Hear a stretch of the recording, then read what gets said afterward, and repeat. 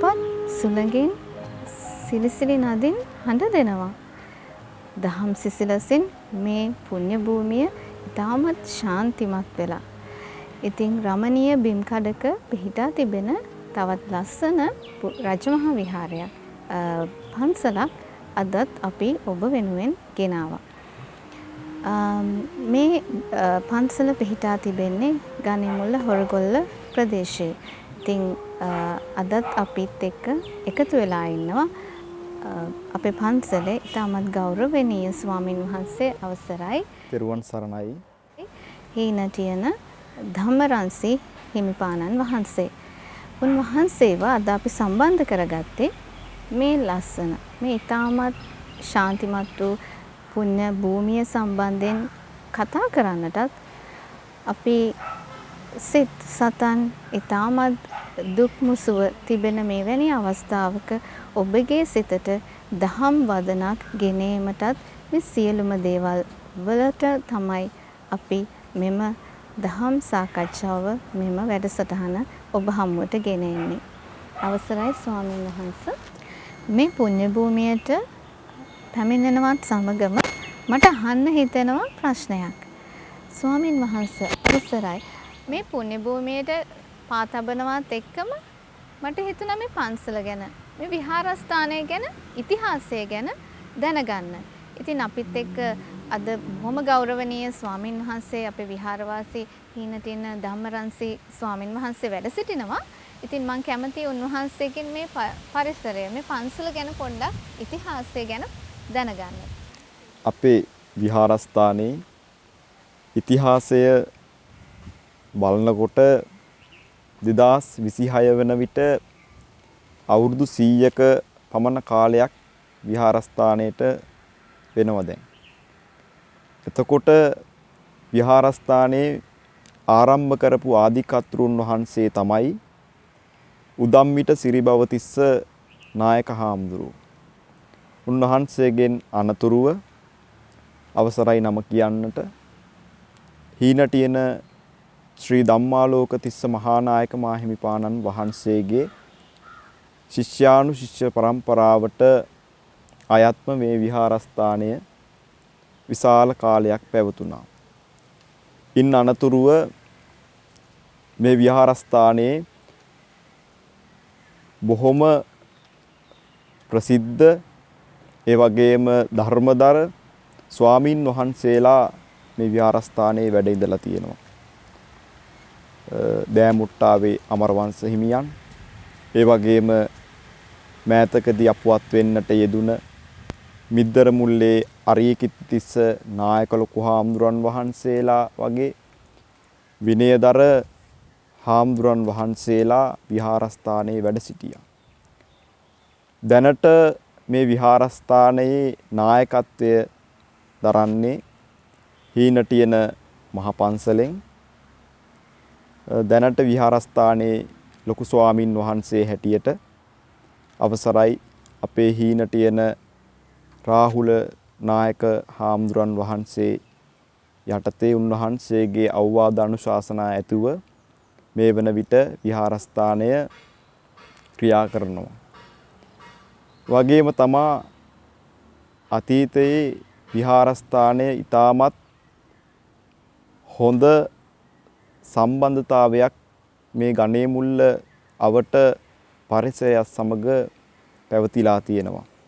විශේෂයෙන්ම අපේ ශ්‍රී ධර්මාලෝක දහම් පාසල පිළිබඳව ගත්තාම 2006 8 9 වන විට ළමයි 1300ක් පමණ විහාරස්ථානයේ දහම් පාසලේ දහම් අධ්‍යාපනයක් ලැබලා තියෙනවා.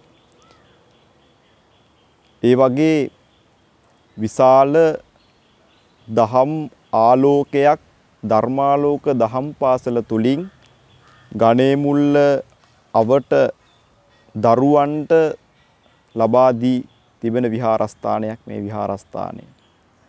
ඉතින් මේ වන විට විහාරස්ථානයේ ස්වාමින් වහන්සේලා කිහිප නමක් වැඩ වාසය කරගෙන ආගමික සමාජික කටයුතු ගමේ බෞද්ධ ජනතාවට සිද්ධ කරනවා කියන කාරණාව මතක් කරන්නට ඕනේ.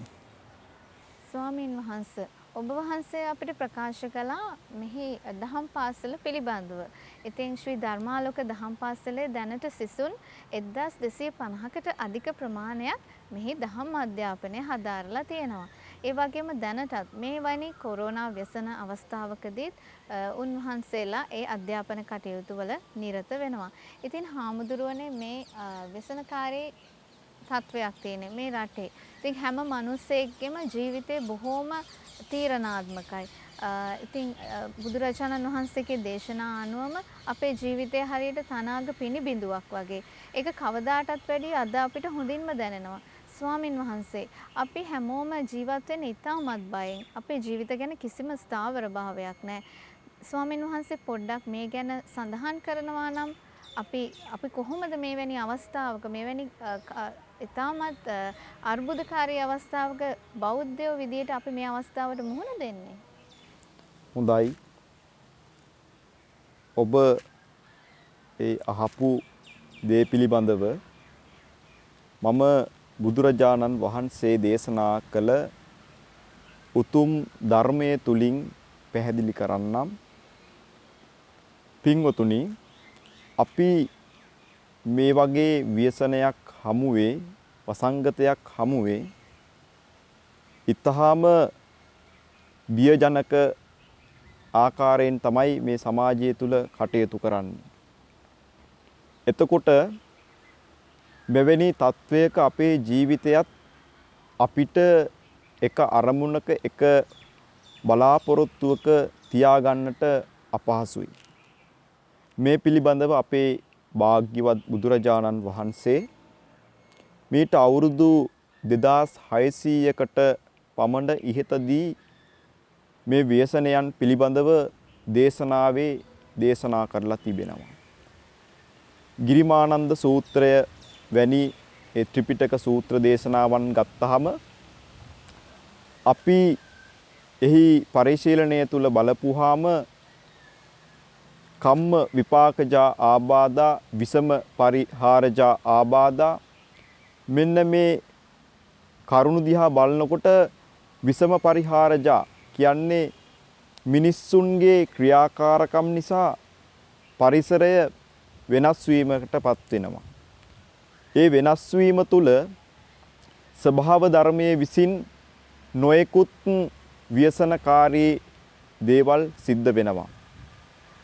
මේ తত্ত্বය තුල මනුෂ්‍යයින් වශයෙන් අපට සිද්ධ කරන්නට තියෙන්නේ ආගම ධර්මයත් සමග මිනිස්සුන්ට එකතු වෙන්නටයි මේ අවස්ථාව තියෙන්නේ. ජීවිතය පිළිබඳව භාග්‍යවත් බුදුරජාණන් වහන්සේ දීර්ඝ විස්තර සඳහන් කරලා තිබෙනවා සූත්‍රවල. ඉතින් ජීවිතය කියන කාරණාව මරණයෙන් අවසන් වෙනවා. මේ ජීවත් වෙලා ඉන්න කාලය තුල අපිට සමාජයේ නොයෙකුත් දේවල් වලට මූණ පාන්නට සිද්ධ වෙනවා.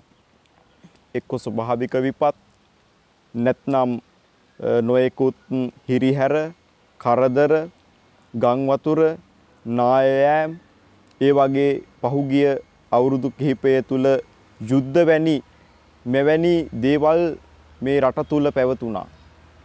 මේ සියල්ලක්ම සිද්ධ වෙන්නේ මිනිසාගේ ක්‍රියාකාරකම් නිසාමයි.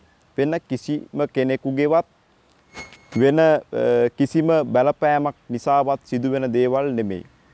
මේක මේ මනුෂ්‍ය ප්‍රජාවගෙන්මයි ආරම්භ වෙන්නේ. ඒ නිසා මේවාට වගකිය යුතු වන්නේත් අපිමයි. ඒ නිසා මේ කාලය තුල අපි ගුණධර්ම වඩන්නට ඕනේ. ගුණධර්ම තුලින් සමාජයේ ජීවත් වෙන්නට ඕනේ.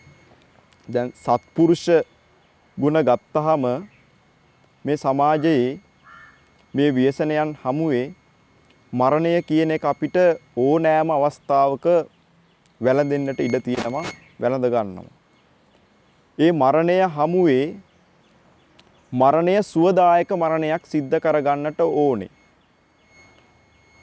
එම මරණය සුවදායක මරණයක් නොවුවොත් මේ ජීවිතය තුල අපගේ මෙලොව ජීවිතයත් අයහපත් වෙනවා, පරලොව ජීවිතයත් අයහපත් තත්වයකට පත් වෙනවා. ඒ නිසා අපි කත්තබ්බං කුසලං බහුම්, බොහෝ කුසල් පින් දහම් සිද්ධ කරන්නට ඕනේ. මේ උතුම් මිනිසත් බව ලැබුණේම වටිනා කියන පින් සිද්ධ කරලා පෙර සංසාරය තුල. අපිට මේ මනුස්ස ජීවිතයෙන් උපරිම ඵල නෙලන්නට බැරි වුණහොත් ඊටාම දුක් ජනක සිදුවීමක් වෙනවා ඒක. බුදුහාමුදුරුවෝ පැහැදිලි කරලා තියෙනවා මේ මිනිසත් බව පිළිබඳව. කන කැස් බෑවකු වියසිදුරෙන් අහස බලන්නේ යම්සේද ඒහා දුර්ලභයි මෙන්න මේ මනුසත් භවය ලබා ගැනීම.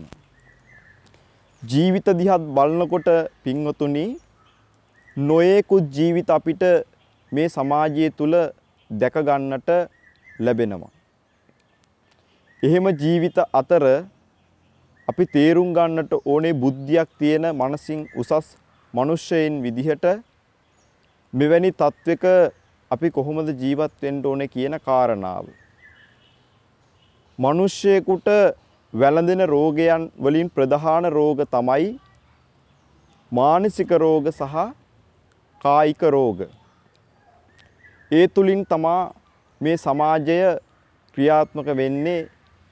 ඒ තුල අපි කොහොමද ජීවත් වෙන්න ඕනේ කියන කාරණාව අපි දැනගනිමු.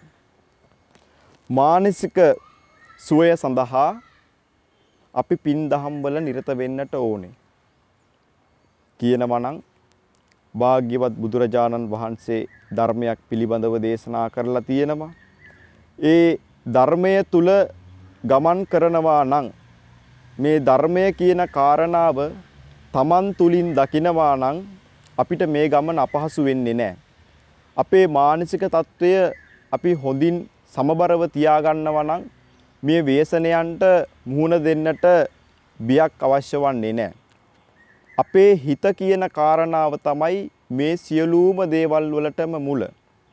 අපේ හිත හරියාකාරව අපි පවත්වනවා නම් රාග, ద్వේෂ, මෝහ කියන මේ අකුසල් මුල් නැති කරලා අපි විවෘත මානසිකත්වයකින් මේ සමාජයේ දිහා බලනවා නම් මේ ලෙඩ රෝග කියන ඒවා, ව්‍යසන කියන ඒවත් විශාල විදිහට අපිට බලපාන්නේ නැහැ. මොකද අපි ධර්මයත් සමග ජීවත් වෙනවා නම්, සත්‍යයත් සමග ජීවත් වෙනවා නම් මෙන්න මේ කාරණා නිකම්ම පසුපසට ඇදෙනවා. ඒ නිසා අපි නිරන්තරයෙන්ම මේ ධර්මයත් එක්ක හැසිරෙනවා නම්, ජීවත් වෙනවා නම් බුදුරජාණන් වහන්සේ දේශනා කරලා තියෙනවා ධම්මෝ හවේ රක්කති ධම්මචාරී. ධර්මය රකින්නා ධර්මයේ විසින්ම ආරක්ෂා කරනු ලබයි කියන කාරණාව උන්වහන්සේ පැහැදිලි කරන්නට යෙදුණා. අද ධර්මය තුල එහෙම ආරක්ෂාවක් නැති ඇයි මෙවැනි තත්ත්වවලදී මිනිස්සුන්ට? මේ පිළිබඳව අපි සාකච්ඡා කරලා බැලුවොත් මිනිස්සු අද වන විට නොයෙකුත් ප්‍රශ්න වලින් මිරිකිලා ඒ ප්‍රශ්න තමාගේ කරගෙන ඒ ප්‍රශ්නයන් වලටම යට වෙවි ජීවිතය ගත කරන්නේ. මේ මොහොත තුල කිසිම කෙනෙකු අද සමාජයේ වෙන විට ජීවත් වෙන්නේ නැහැ. මේ මොහොත තුල හරියාකාරව ජීවත් වෙනවා නම්, සිහියෙන් සිටිනවා නම් මේ සියලුම ප්‍රශ්නයන් අයින් කරලා දාන්නට, නැති කරලා දාන්නට, පරාජය කරලා දාන්නට අපිට හැකියාව තියෙනවා.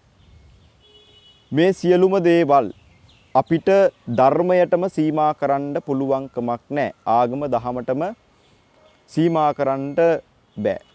ඒකට අපි හොඳ සෞඛ්‍ය පුරුදු කියන දේවල් ඇතුළත් කරගන්නට ඕනේ. අපේ ජීවිතය හා සම්බන්ධ කරගන්නට ඕනේ. හරියට කාලසටහනක් වගේ.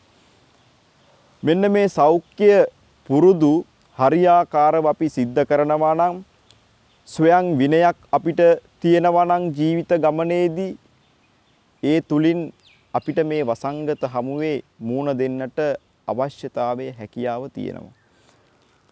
මම එක කරුණක් පැහැදිලි කරන්නම්. ඔබ අහලා ඇති දන්නව ඇති.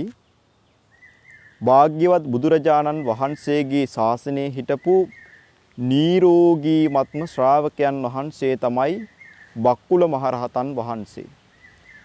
මේ බක්කුල මහරහතන් වහන්සේ අවුරුදු 160ක් ජීවිතය භුක්ති විඳා. අවුරුදු 160ක පමණ කාලයක් ජීවත් වුණා. මේකට කාරණාවන් මොනවද කියලා අපි බැලුවොත් එහෙම ධර්මයේ සඳහන් වෙනවා බක්කුල මහරහතන් වහන්සේට කැස්සක්වත් ගියේ නෑ කියන කාරණාව. ඇයි? හොඳ සෞඛ්‍ය පුරුදු නිරෝගීමත් ජීවිතයක් උන්වහන්සේට ලැබුණා. එම කරුණු අවධාරණය කර ගැනීමෙන් ජීවිතය Tamanගේ සොය විනයෙන් කටයුතු කරපු නිසා උන්වහන්සේ කිසිම දවසක ඇඳක සැතපුනේ නෑ කියනවා. කිසිම දවසක උන්වහන්සේ රාත්‍රී ආහාරය ගත්තේ නෑ කියලා ධර්මයේ තුල සඳහන් වෙනවා. ඒ තුල උන්වහන්සේට නිරෝගීමත් ජීවිතයක් අවුරුදු 160ක පමණ කාලයක් ජීවත් වීමේ හැකියාව උන්වහන්සේට ලැබුණා. බක්කුල මහරහතන් වහන්සේ වැනි අති උතුම් මහරහතන් වහන්සේ නමකට එවැනි ජීවිතයක් අවුරුදු 160ක පමණ නිරෝගීමත් ජීවිතයක් ලැබෙන්නට හේතුව කාරණාව තමයි උන්වහන්සේ භෞතිකය කරා වැඩපු හිමි නමක් නෙමෙයි. උන්වහන්සේගේ ජීවිතය ඊටාම දුෂ්කර ජීවිතයක්. ඇඳක සැතපුනේ නැහැ. නිදාගත්තේ සැතපුනේ උන්වහන්සේ බිම කියලා සඳහන් වෙනවා. ඒ තුල උන්වහන්සේට කිසිදු රෝගයක් හටගත්තේ නැහැ. ඒ වගේම තමාගේ ජීවිතය ඊටාම හරියාකාරව පවත්වන්නට තරම් උන්වහන්සේ අග්‍රස්ථානයක් ලබන්නට තරම් නිරෝගී මුතුන් වහන්සේලා අතර උන්වහන්සේට හැකියාවක් වාසනාවක් වාග්යක් ගෞතම බුද්ධ ශාසනය තුල තිබුණා. ඒ වගේම තමයි මම මේ ළඟදී වැඩසටහනක් බැලුවා. ඒ වැඩසටහන තුල තිබුණේ ජපන් රටේ මිනිස්සු ගැන. ජපන් රටේ මිනිස්සු විශාල ප්‍රමාණයක් අවුරුදු 80 90 100 පමණ වෙනකන් විතර ජීවත් වෙනවා කියලා. අපේ සමාජය තුල බලපුවාම මිනිස්සුන්ගේ ආයුෂ අවුරුදු 50 60 වෙනකොට මිය යනවා. මෙව්වා අපි විමසලා බලනකොට බුද්ධියෙන් නුවණින් විමසලා බලනකොට අපිට තේරෙනවා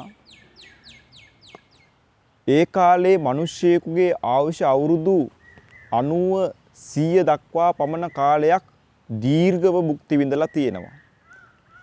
මෙවැනි තත්වයකට අවුරුදු 120 සිට අවුරුදු 60 දක්වා ආයුෂයක් භුක්ති විඳින මිනිස්සුන්ගේ තත්වයටපත් වෙන්නට අපිට මොනවද සිද්ධ උනේ කියලා අපි හරියාකාරව දැන් හොයලා බලමු. ගෞතම බුදුරජාණන් වහන්සේ පිරිනිවන් පාලා අදට අවුරුදු 2500ක් ගිහිල්ලා. ගෞතම බුදුරජාණන් වහන්සේගේ ශාසන කාලය වන විට මිනිස්සෙකුගේ ආයුෂ අවුරුදු 120යි. දැන් මේ වන විට අවුරුදු 2600කට පස්සේ මිනිස්සෙකුගේ උපරිම ආයුෂ අවුරුදු 70යි. මෙයට හේතු කාරණා මොනවද? හේතු කාරණා තමයි අධර්මය ලෝකයේ බලවත් වීම. අධර්මය තුල ලෝකය ගිලී පැවතුනාට පස්සේ මිනිස්සුන් ධර්මයෙන් ඈත් වුණාට පස්සේ මිනිස්සු යහපත් මාර්ගයෙන් ඈත් වුණාට පස්සේ මිනිස්සු බොරුව පැත්තට මිනිස්සු යන රැල්ලත් එක්ක ගමන් කරනකොට මේ පරිසරයට අපිව දරා ගන්න අමාරු වෙනවා. අතීතයේ මිනිස්සෙකුගේ ආයුෂ අවුරුදු 90 80 ජීවත් වෙන්නට හේතු කාරණා උනේ ඒ අයගේ ಗುಣධර්ම, ඒ අයගේ සිතුවිලි යහපත් සිතුවිලි තිබ්බා. ධර්මයත් සමග කටයුතු කරා. පන්සල පල්ලියත් සමග ජීවත් වුණා මිනිස්සු.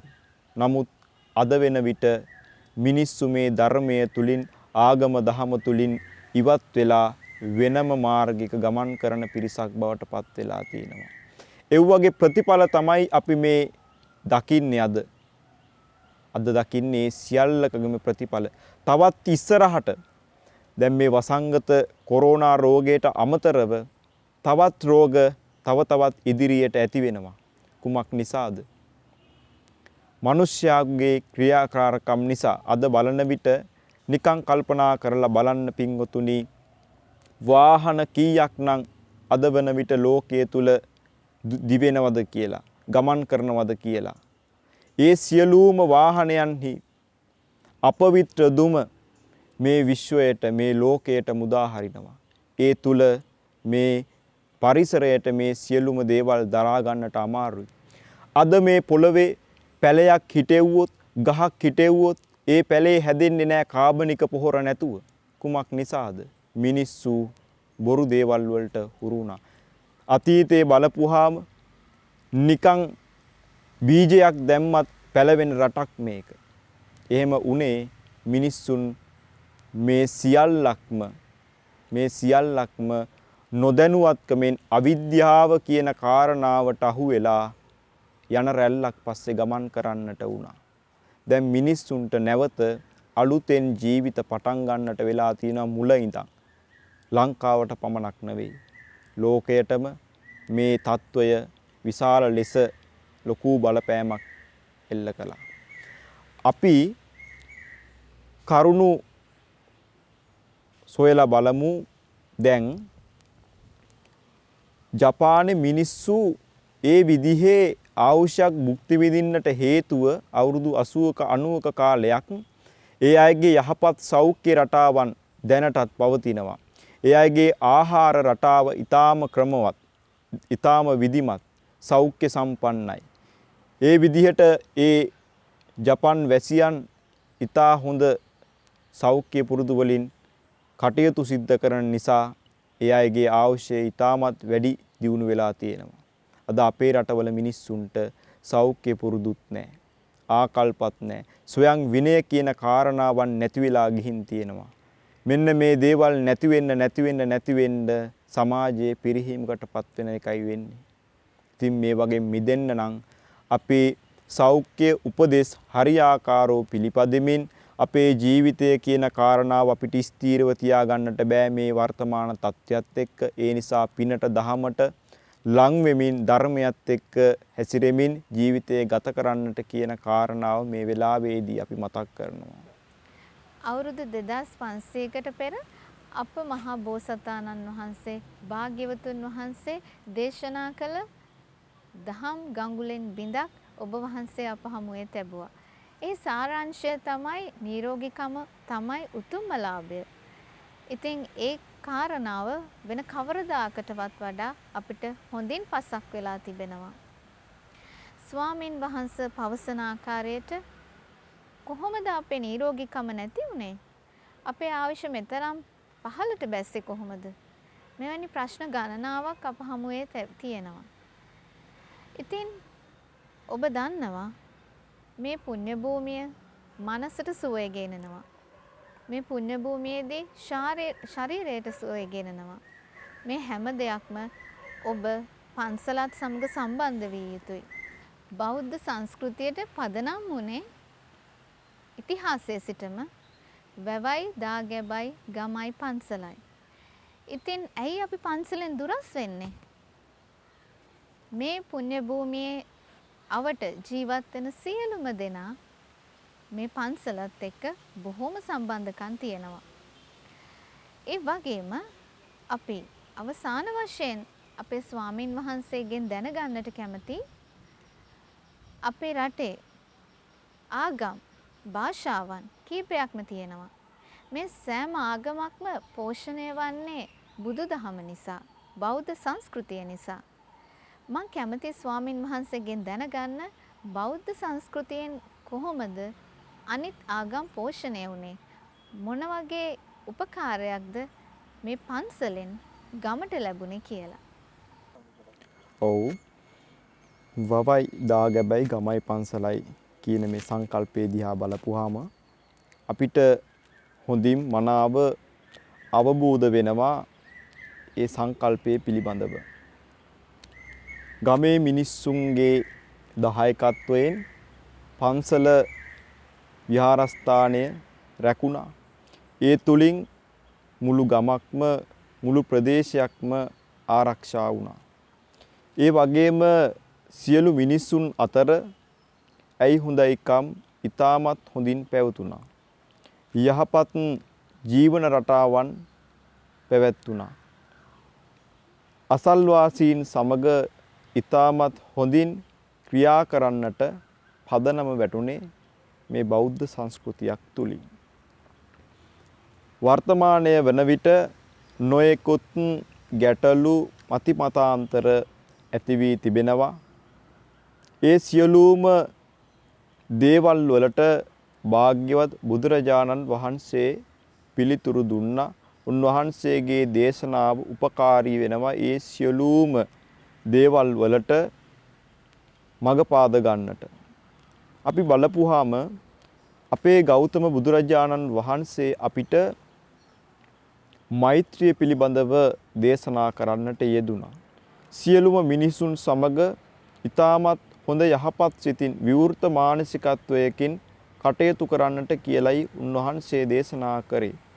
වෛර කරන්නාටත් මෛත්‍රී කරන්න කියන පණිවිඩයයි උන්වහන්සේගේ පණිවිඩය උනේ.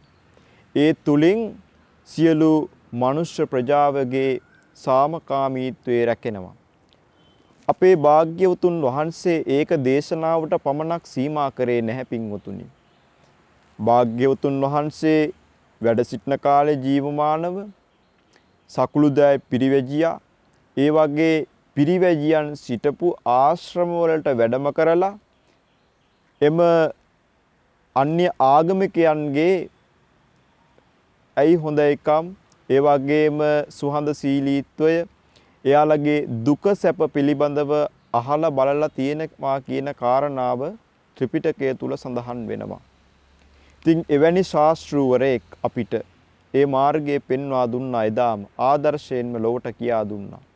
උන්වහන්සේට තිබුණා උන්වහන්සේ තමා එදා දඹදිව හිටපු උතුම්ම ශාස්ත්‍රූරයන් වහන්සේ දෙවි මිනිස්සුන්ගෙන් වැඳුම් පිදුම් ලැබු ශාස්ත්‍රූන් වහන්සේ. එවැනි ශාස්ත්‍රූන් වහන්සේ නමක් අනෙකුත් අන්‍ය ආගමිකයන්ගේ අන්‍ය තීර්ථකයන්ගේ ආරාම වලට පවා වැඩම කරලා උන්වහන්සේ සැපදුක හොයලා බැලුවා. එවැනි විදිහේ ඊටාම සුන්දර සරල ජීවිතයක් වාග්යවතුන් වහන්සේ ගත කරන්නට යෙදුනේ. උන්වහන්සේගේ සියලු සැප සම්පත් සියලු වස්තු භෝගයන් අත්හැරලා දාලා තමයි මේ ක්‍රියාවේ නිරත වන්නට යෙදුනේ. සියලු මනුෂ්‍ය ප්‍රජාවගේ සුගතිය පිණිස සියලු මිනිසුන්ගේ දුක නැති කිරීම පිළිබඳව උන්වහන්සේ මේ තීරණ සියල්ලක්ම දේශනාවෙන් සිද්ධ කරන්නට යෙදුනේ. ඒ නිසා අපි වර්තමාන ලෝකයේ ජීවත් වෙනකොට අවට වටපිටාවේ ජීවත් වෙනකොට වටාපිටාවේ මිනිසුන් සමග ඊටමත් හොඳ ජීවිතයක් හොඳ සුහඳගම් පවත්වාගෙන ජීවත් වෙන්නට ඕනේ. බෞද්ධ සංස්කෘතියක් යටතේ හැඩගැසුණු මේ ශ්‍රී ලංකාවේ සියලු මිනිසුන් සිංහල දෙමළ මුස්ලිම් බර්ග වේවා මේ සියලුම මිනිසුන් ශ්‍රී ලාංකික මිනිසුන් ඒ නිසා ಜಾති ભેද කුල මල මේ සියල්ලක්ම මේ වෙලාව වෙන විට අත්හැරලා දාලා Tamanගේ ආගමික පරිසරයත් එක්ක හැසිරෙන්නට ඕනේ. ඒ තුල මේ සියලු වසංගතයන් මේ සියලු උවදුරු මේ සියලු කරදර නිමා කරන්නට පුළුවන් හැකියාව ධෛර්යය අපිට ලැබෙනවා කියන කාරණාව අපි විශ්වාස කරන්නට ඕනේ. ඒ වගේම තමයි වර්තමානයේ වන විට සමාජයේ ලෝකයේ වෙනස් වෙමින් පවතිනවා. මිනිස්සුන් ಗುಣධර්ම වලින් පිරිහීගෙන යනවා.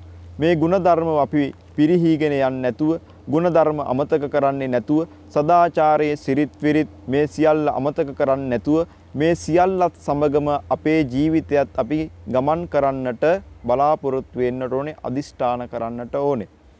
අපේ ජීවිතය අපි අනෙකුත් අය සමග ගහමරා ගන්නේ නැතුව ඊටාම සාමකාමීව ජීවත් වෙන්නට ඕනේ. මොකද මේ වගේ වටපිටාවක, මේ වගේ පරිසරයක, මේ වගේ වසංගත කාලයක කුමන වෙලාවක කුමන මොහොතක අපිට මරණයට පත්වෙයිද කියන කාරණාව පිළිබඳව අපි කිසිම කෙනෙක් දන්නේ නැහැ.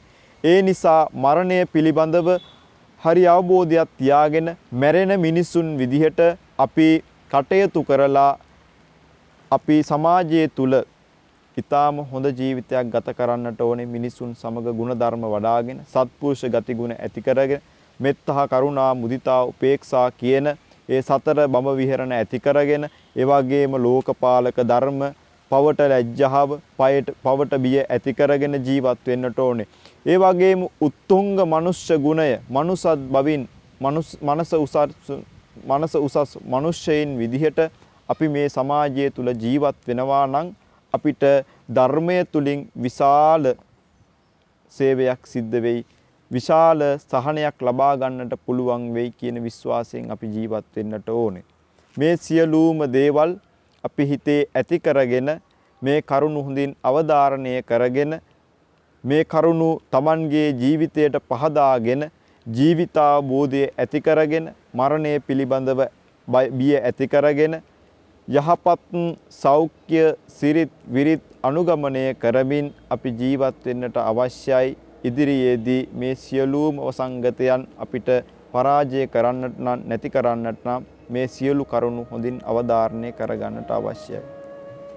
හෙළ නිවුස් ටීවී මාධ්‍ය ආයතනයේ වශයෙන් අපි නිතරම බෞද්ධ සංස්කෘතිය පිළිබඳව ඔබ වෙත එහි වටිනාකම, එහි විශ්වාසයන්, සංස්කෘතිය පිළිබඳව අපි නිතරම ඔබව දැනුවත් කරනවා. ඒ වගේම මෙවැනි ආරාම, පන්සල්, එවැනි ස්ථාන, ඉතාමත් පූජනීය ස්ථාන පිළිබඳවත් ඔබව දැනුවත් කරනවා. ඒ වගේම අපේ බෞද්ධ සංස්කෘතියේ ඉතාමත් ඉහළ සංකේතයක්, වටිනාම සංකේතයක් තමයි පන්සල. ඉතින් අද මෙවැනි පන්සලක සිට ඉතාමත් රමණීය, ශාන්තිමත් පුණ්‍ය භූමියක සිට ඔබ වෙත මේ ගෙන එන ලද වැඩසටහන අදට නිමා කරන්නයි අපි හදන්නේ. මෙවැනි ඉතාමත් රමණීය, ඉතාමත් වටිනා පන්සල්, ආරාම, මෙවැනි ස්ථාන පිළිබඳව ඔබව දැනුවත් කරනවා. ඉතින් අද දවසේ අපි පැමිණියේ ඉතාමත් ලස්සන, ඉතාමත් ශාන්තිමත් පූජනීය ස්ථානයකට.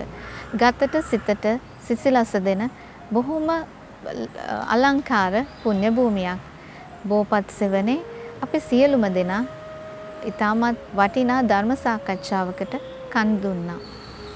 හෙළ නිවුස් ටීවී මාධ්‍ය ආයතනයේ විදිහට අපි සෑම විටම ඔබට අපේ සිංහල බෞද්ධ සංස්කෘතිය, අපේ රටේ අනන්‍යතාවය පිළිබඳව කතා කරනවා.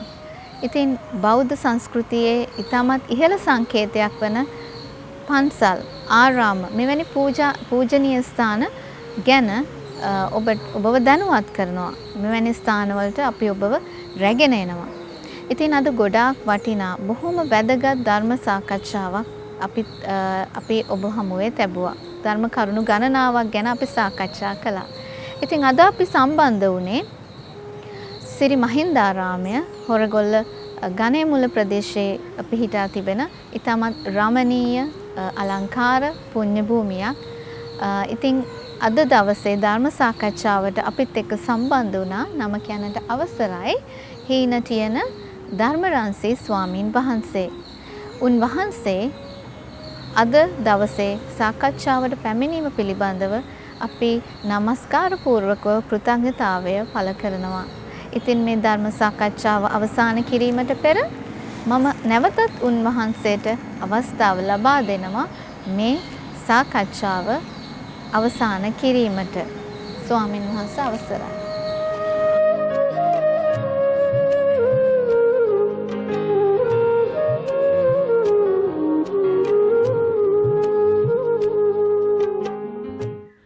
හොඳයි.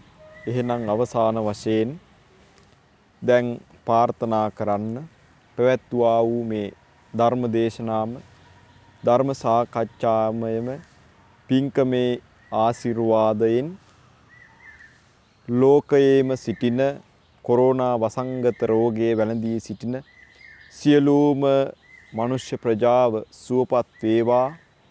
ඒ සියලුම මනුෂ්‍යයන් සියලු දෙනාටම උතුම් විජයශ්‍රී ජයශ්‍රී මහා බෝධිරාජයන් වහන්සේගේ පිහිට ආශිර්වාදයන් රැකවරණයන් නිරන්තරයෙන් ලැබේවා. බුද්ධ ආදී ත්‍රිවිධ රත්නත්‍රයේ පිහිට ආශිර්වාදයන් රැකවරණයන් ලැබේවා. සියලු දෙවි දේවතාවුන් වහන්සේලාගේ පිහිට ආශිර්වාදයන් රැකවරණයන් කොරෝනා රෝගය වැළඳී සිටින සියලුම දෙනාට ආශිර්වාද පිණිස පවතිවා. ඒ වගේම අවසාන වශයෙන් ප්‍රාර්ථනා කරන්න මේ වැඩසටහනෙන් ලබා ගන්නට යෙදුන පුණ්‍ය දහම් සියල්ලක්ම දෙවියන් අනුමෝදන් වේවා. දෙවියන්ටත් මේ පින් අනුමෝදන් වීම තුළ නිවන් අවබෝධය පිණිසම වේවා කියන අදහසින් සාදු සිතින් ප්‍රාර්ථනා කරමි. හෙලනියුස් ටීවී තුළින් නැවත හමුවෙමු. සිහින කියන සිත්තරාවෙන් අපි හැමදාම ඔබ ළඟ. පිටපත සාගර සම්පත් ජයසිංහ. නිෂ්පාදනය කැමරාකරණය හා සංස්කරණය දිවංක ප්‍රනාන්දු.